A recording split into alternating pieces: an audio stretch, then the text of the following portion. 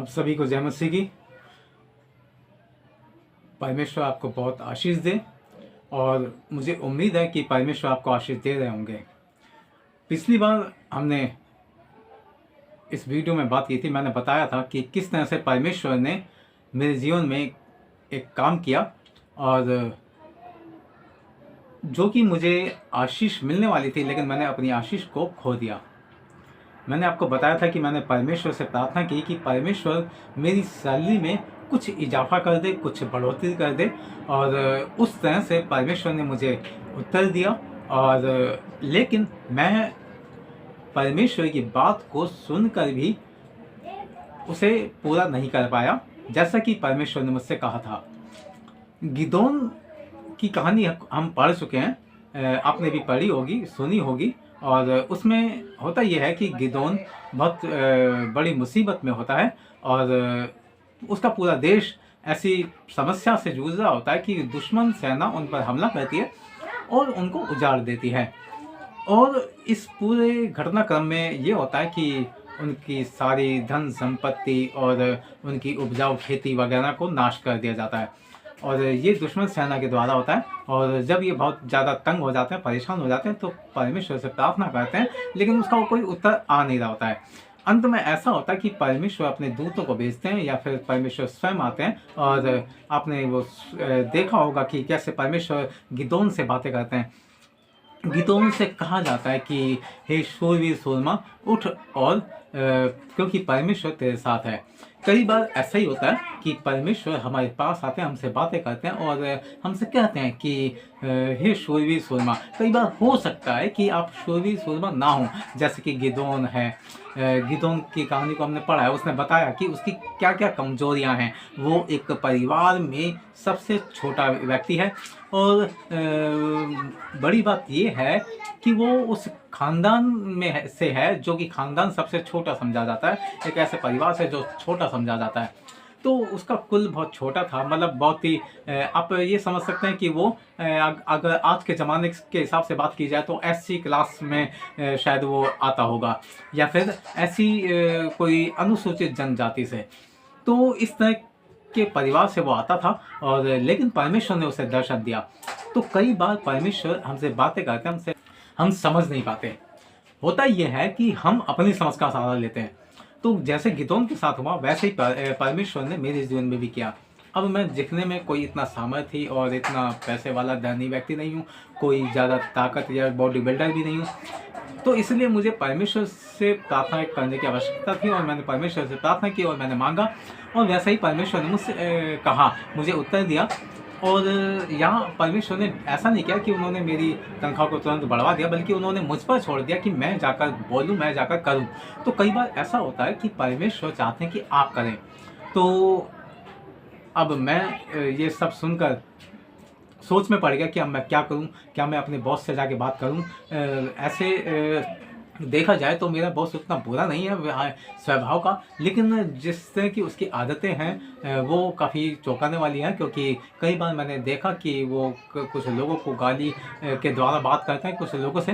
तो ये थोड़ा परेशानी वाली बात थी कि अगर मैं उनसे बात करने लगा और फिर अगर मुझे ऐसे गाली गलौज का सामना करना पड़ा तो मुझ पर जो है क्या बीतेगी। तो लेकिन परमेश्वर अगर आपसे कुछ काम करने के लिए कह रहे हैं तो इसका मतलब है कि उनकी योजना आपके लिए कुछ बड़ी है। मूसा के साथ भी ऐसा ही हुआ।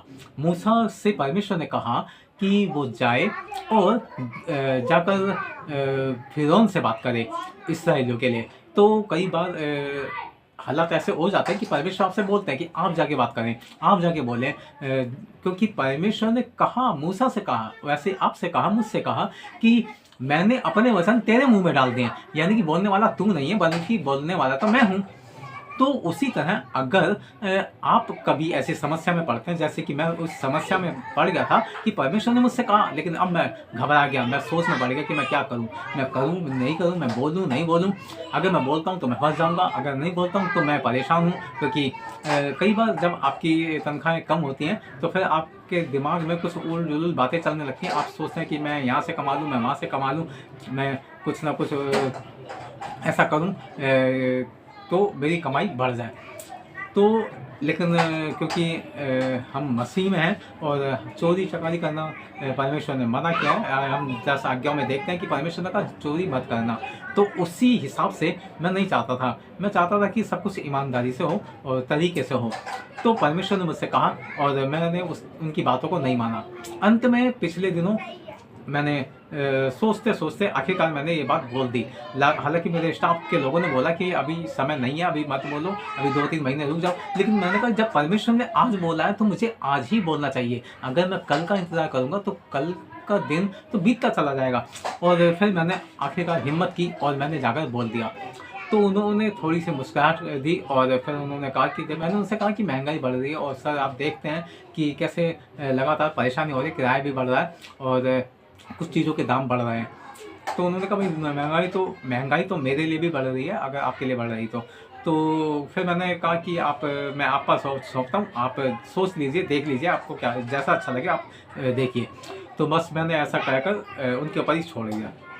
अंत में उन्होंने जो हमारे यहाँ एक मैडम काम करती है उनसे उन्होंने बात की और मेरी उम्मीद थी, मैंने उनसे 1500 बोला था, उम्मीद थी कि 1000 तक बढ़ जाएंगे, लेकिन ऐसा नहीं हुआ। क्यों नहीं? इसका एक कारण ये भी हो सकता है कि मैंने सही समय पर नहीं बोला। जब परमेश्वर ने कहा अभी समय है तो मैंने उस समय नहीं बोला। अगर मैं उसी समय बोल देता तो शायद हो सकता है इतना बढ़ जाता। हुआ ये कि मैंने जाके बोला और परमेश्वर ने मेरी इस प्रार्थना को सुना, उत्तर भी दिया और उन्होंने अंदर से जवाब दिया कि हम आपके 500 रुपये तक बढ़ा सकते हैं, इससे ज़्यादा नहीं बढ़ाएंगे। तो मुख्य बात 500 रुपये बढ़ाने की नहीं है, बात 500, 1000, 1500 की नहीं है। बात ये है कि क्या हम जब परमेश्वर हमसे कह रहे हैं तो क्या हम उनकी बातों को सुन रहे हैं, क्या उसका उत्तर हम पाने के लिए कोशिश कर रहे हैं। परमेश्वर तो हमें आशीष देना चाहते हैं, लेकिन सही समय जब परमेश्वर हमसे कह रहे हैं कि अभी ये काम करो तो हमें तभी ये काम करना चाहिए जो कि परमेश्वर ने हमसे बोला। जैसे कि इब्राहिम से परमेश्वर ने कहा कि तू अपने पुत्र को लेकर चला जा और वहाँ जाके बलिदान कर दे। तो जिस दिन बोला अगले दिन वो सुबह यानी कि तड़के, आप समझ सकते हैं कि सुबह जबकि सूरज की पहली किरण निकली और वो निकल गया हो। उसने ये भी नहीं सोचा तो थोड़ी तैयारी कर ले, नाश्ता कर ले, खाना बना ले, कुछ कर ले, लेकिन नहीं, वो सीधा निकल गया उसकी बलि देने के लिए। तो कई बार हम अगर ऐसी फुर्ती करें तो परमेश्वर हमें वैसी आशीष देते हैं जैसे कि इब्राहिम को दी। इब्राहिम को फिर वो आशीष मिली जो कि आज हम उसी की संतानों में से आते हैं। परमेश्वर ने उन्हें कहा कि मैं तेरे द्वारा पूरी पृथ्वी को फलवंत करूंगा और तू जातियों के समूह का पिता कहलाएगा। तो आज हम भी इब्राहिम को अपने पिता की तरह मानते हैं। तो परमेश्वर ने हमें इंसानी पिता के रूप में इब्राहिम को दिया। तो वैसे ही परमेश्वर हमसे आज्ञा के द्वारा बात करते हैं कि हमें आज्ञा देते हैं कि हम उन आज्ञाओं को मानें और सुने और उन्हें पूरा करें। और जब हम पूरा करते हैं तो उसका उत्तर मिलता है हमें। तो मेरे साथ हुआ ये कि परमेश्वर की आज्ञा के अनुसार, उनकी दया के अनुसार 500 रुपये मेरे बढ़ गए। अगर मैंने पहले ये बात मान ली होती तो शायद हो सकता है ज़्यादा भी होता। तो मैंने परमेश्वर की आशीष को पाया, परंतु उस तरह से नहीं पाया क्योंकि गलती मेरी थी। तो अगर कभी आपके साथ परमेश्वर ऐसे बातें करते हैं और वो कहते हैं कि आप उनके काम को करें, तो आपको परमेश्वर की बातों को सुनना चाहिए, क्योंकि परमेश्वर आपसे प्यार करते हैं। वो आपको उन्नति देना चाहते हैं, आपको तरक्की देना चाहते हैं। वो नहीं चाहते कि आप हमेशा नीचे रेंग रेंग के चलें। वो चाहते हैं कि आप ऊंचाइयों को छुएं। आप उनके बच्चे हैं। मुख्य मुद्दा ये भी है कि जब आप किसी से बात करते हैं, जैसे कि मैं अपने ओनर से, मैं अपने बॉस से बात करने के लिए घबरा रहा था, तो वहाँ मुख्य मुद्दा ये था कि मैं उनकी शक्ल को देख रहा था, मैं ये देख रहा था उनका स्वभाव कैसा है।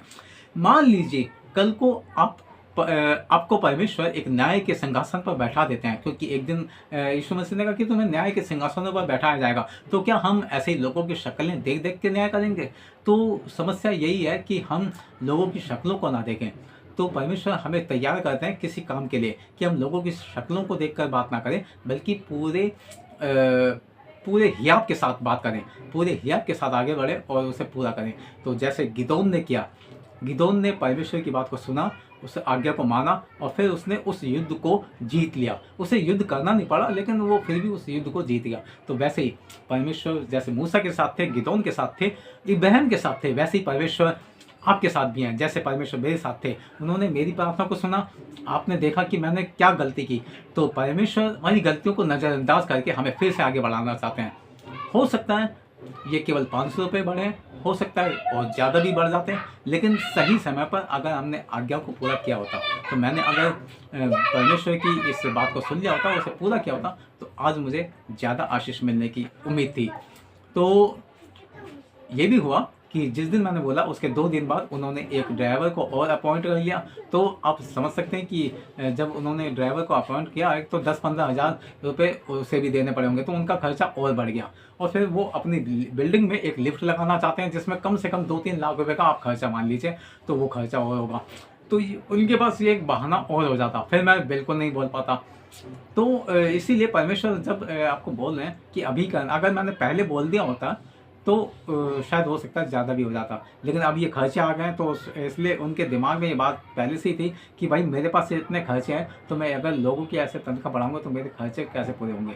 तो इस अगले साल में उनके एक बेटी है, उसकी शादी होनी है, तो इसलिए वो काफ़ी सोच समझ कर कदम उठा रहे हैं। तो शायद वो इतने पैसे भी ना बढ़ाते हैं, लेकिन परमेश्वर का धन्यवाद हो कि परमेश्वर ने मेरी प्रार्थना सुनी और कुछ पैसे बढ़वाए और मुझे आशीष दी। तो मुझे उम्मीद है इस तरह की जो घटनाएं होती हैं उनसे आप सुनकर आशीष पाते हैं और अपने जीवन में आप उसे लागू कर पाते हैं। आप लगातार निरंतर प्रार्थना करिए, परमेश्वर से आप आशीष मांगिए। परमेश्वर आपको बहुत आशीष देना चाहते हैं। आप निरंतर बाइबल पढ़ना जारी रखें और परमेश्वर बाइबल के द्वारा आपसे बातें करेंगे। आप चर्च में जाते हैं, परमेश्वर चर्च में पासवान के द्वारा आपसे बातें करेंगे। और कई तरीके हैं जहां परमेश्वर आपसे बातें करते हैं और उन तरीकों के द्वारा वो आपसे बातें करके आपको बताते हैं कि आपको क्या करना चाहिए, कैसे आपको अगला कदम उठाना चाहिए। परमेश्वर आपको बहुत आशीष दें। अब मैं आपके लिए एक छोटी सी प्रार्थना करना चाहता हूँ। अगर आपको अपने पूरे शरीर में कहीं कोई बीमारी है या तकलीफ़ है, तो आप उस बीमारी को अपने मन में सोच सकते हैं और मैं आपके लिए एक छोटी प्रार्थना करूँगा। परमेश्वर आपको चंगाई देंगे। हे परम पवित्र सामर्थ्य जीवित अनुग्रहकारी परमेश्वर, आपका धन्यवाद, आपकी महिमा, आपकी तारीफ करते हैं। पिता परमेश्वर, धन्यवाद करते हैं कि आप हमारे मध्य में हैं और हमसे बातें करते हैं। हमारी तमाम मुश्किलों और परेशानियों को निरंतर देखते हैं, सुनते हैं, समझते हैं। पिता परमेश्वर, मैं धन्यवाद करता हूँ उन लोगों के लिए जो इस समय इस वीडियो को देख रहे हैं, इस प्रार्थना और संदेश को सुन रहे हैं, इस पूरे घटनाक्रम को सुन रहे हैं। पिता परमेश्वर, उन लोगों के लिए मैं आपका धन्यवाद करता हूँ कि इसके द्वारा वो आशीष पा रहे होंगे। पिता परमेश्वर, प्रेमी परमेश्वर, उनके शरीर में किसी भी तरह की कोई परेशानी है, बीमारी है या कोई तकलीफ़ है या फिर किसी के द्वारा भेजी गई है, पिता परमेश्वर आप उन्हें पूर्ण रूप से चंगाई दें। पिता परमेश्वर, आप उन्हें अनुग्रह में बनाकर रखें, आप उन पर अपनी दया बना कर रखें। पिता परमेश्वर, संसार के जिस भी कोने में वो हैं, आप उन पर अपना पिता परमेश्वर पूर्ण अनुग्रह बनाएं और अपनी दया बना कर रखें। पिता परमेश्वर, अगर उनके घर में किसी तरह की कोई कमी है, आप उसे भी पूरा करें।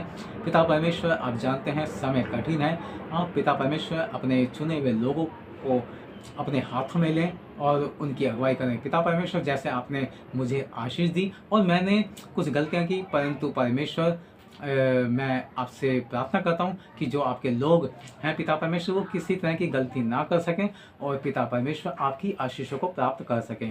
प्रभु परमेश्वर, आप उन्हें बहुत आशीष दें और हर शैतान की हर ताकत से उन्हें बचा के रखें।